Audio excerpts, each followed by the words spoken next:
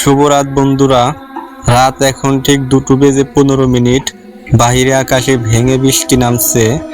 এমন এক রাতে সবাই যখন কম্বলের ওম খুঁজছেন, তখন আপনাদের জন্য নিয়ে এলাম এমন এক সত্যি ঘটনা, যা শোনার পর হয়তো পিছনের জানালাটার দিকে তাকাতেও আপনার বুক কেঁপে উঠবে। ঘটনাটি ঘটেছিল ঠিক এইরকমই এক শ্রাবণের ঝড়ের রাত। দীনেশবাবু একজন সরকারি চাকরিজীবী। বদলির চাকরি, সে বদলি হয়ে অন্য একটা গ্রামে চলে যায়। তাই সেই রাতে ফুরফুরনে মনে নিচের পুরনো অ্যাম্বাসেডর গাড়িটা চালিয়ে ফিরছিলেন একটা দূরের শহর থেকে। হাইওয়েটা এমনিতেই ফাঁকা থাকে, আর এই দুর্যোগের রাতে তো রাস্তার এক কুত্তার বাচ্চাও নেই, এবং কি পিচ ডালা রাস্তাটা বৃষ্টির জলে আয়নার মতো চকচক করে, আর হেডলাইটের আলো যতদূর যাচ্ছে শুধু জল আর কুয়াশার ধোঁয়া। হঠাৎ একটা কালভার্টের কাছে আসতেই দীনেশবাবু গাড়ির হেডলাইন আলো একটা অবয়ব ফুটে উঠল। রাস্তা ঠিক মাঝখানে দাঁড়িয়ে এক তরুণী, 15 এবং বয়সে 15 বছর হবে, একটা সবুজ সাদা শাড়ি, মাথায় ঘোমটা টানা, হাত তুলে গাড়িটা থামাতে বলছে সে। দীনেশবাবু প্রথমে একটু ইতস্তত করলেন, এই রাতে একা একটা মেয়ে, কিন্তু পরক্ষণেই ভাবলেন হয়তো কোনো বিপদে পড়ছেন। গাড়িটা থামিয়ে তিনি বাঁদিকে কাজটা একটু নামালেন। ভ্যাপসা ঠান্ডার বাতাসে সাথে একটা অদ্ভুত গন্ধ গাড়ির ভিতরে ঢুকে গেল। গন্ধটা ঠিক চেনা নয়, যেন অনেক পুরনো ভেজা মাটি আর পচা ফুলের মিশ্রণ। দীনেশবাবু গলা খাকারি দিয়ে বললেন, কি ব্যাপার মামা, এই দুর্যোগের মাঝ রাস্তায় দাঁড়িয়ে কেন? মেয়েটি কোনো কথা বলল না, শুধু পেছনের সিটের দরজাটা খুলে টুক করে ভিতরে ঢুকে বসলো। তার শরীর থেকে টপ টপ করে জল ঝরে, আর গাড়ির সিটটা ভিজে যাচ্ছে। দীনেশবাবু আয়না দিয়ে পিছনের সিটের দিকে তাকালেন। মেয়েটি মাথা নিচু করে বসে আছে, ঘোমটার কারণে মুখটা ঠিক দেখা যাচ্ছে না। কোথায় যাবে তুমি? দীনেশবাবু জিজ্ঞাসা করলেন। পিছন থেকে খুব নিচু ফিস ফিস গলায় উত্তর এলো সামনে, ওই শ্মশান কালী মন্দিরের মোড়ে নামিয়ে দিবেন। কণ্ঠস্বরটা শুনে দীনেশবাবুর কেমন যেন গা শিউরে উঠল। মানুষের গলা তো এত শীতল আর এত প্রাণহীন হতে পারে না। তিনি আর কথা না বাড়িয়ে গাড়ির স্পিডটা বাড়িয়ে দিলেন। কিছুক্ষণ পর দীনেশবাবু খেয়াল করলেন, গাড়ির ভেতরটা এসি বন্ধ থাকা সত্ত্বেও অচমকা তাপমাত্রা যেন মাইনাসে নেমে গেছে। ওনার নিজের নিঃশ্বাস ধোয়া বের হচ্ছে।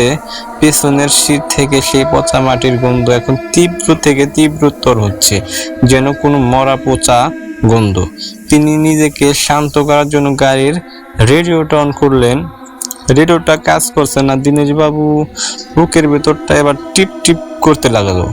তিনি আলতো করে ভিতরের লুঙ্গি গ্লাসের দিকে তাকালেন পিছনের মেয়েটিকে দেখার জন্য, আর ঠিক তখনই ওনার হৃৎপিণ্ড যেন স্তব্ধ হয়ে গেল। আয়নার পিছনের সিটটা সম্পূর্ণ ফাঁকা, কেউ নেই সেখানে, কিন্তু সিটের উপর জল পড়ার সপ সপ শব্দ পরিষ্কার শোনা যাচ্ছে। দীনেশবাবু কপালে ঠান্ডা ঘাম জমে উঠল। তিনি ভাবলেন হয়তো চোখের ভুল। গাড়িটা রাস্তার পাশে ব্রেক কষে থামালেন। সাহস সঞ্চয় করে ঘাড় ঘুরিয়ে একদম পেছনে তাকালেন। মেয়েটা ওখানে বসে আছে, মাথাটা আগের মতোই নিচু। দীনেশবাবু স্বস্তির নিঃশ্বাস ফেলে বললেন, আরে তুমি আছো, আয়নার দেখতে পেলাম না কেন বলতো? মেয়েটি এবার আস্তে আস্তে মাথাটা তুললো, ওনার দিকে তাকালো, আর ওনার দিকে তাকাতে দীনেশবাবু মুখ দিয়ে কোনো চিৎকার বেরোলো না, গলা শুকিয়ে কাঠ হয়ে গেল।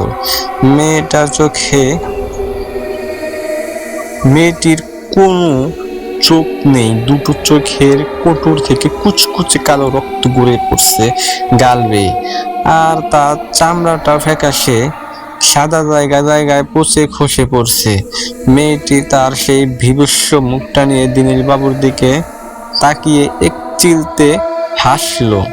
সেই হাসিতে কোনো দাঁত ছিল না, ছিল শুধু কালচে মাড়ি আর অসংখ্য কি যেন একদম বিভৎস বিভৎস। মেয়েটি ফিসফিস করে বলল, 3 বছর আগে ঠিক এই বৃষ্টির রাতে একটা গাড়ি আমাকে ধাক্কা দিয়ে এই খাদে ফেলে পালিয়ে গিয়েছিল। আমি 3 দিন ধরে এখানে মরে পড়েছিলাম, কেউ আমাকে দেখেনি। আপনিও কি আমাকে ফেলে চলে যাবেন? কথাটা শেষ হতেই মেয়েটি তার দুটো বরফ শীতল হাত বাড়িয়ে দিল দিনেশ বাবুর গলার দিকে। তখন তার নখগুলো ইঞ্চি খানিক লম্বা আর ধারালো। দিনেশবাবু আর এক মুহূর্ত ভাবলেন না।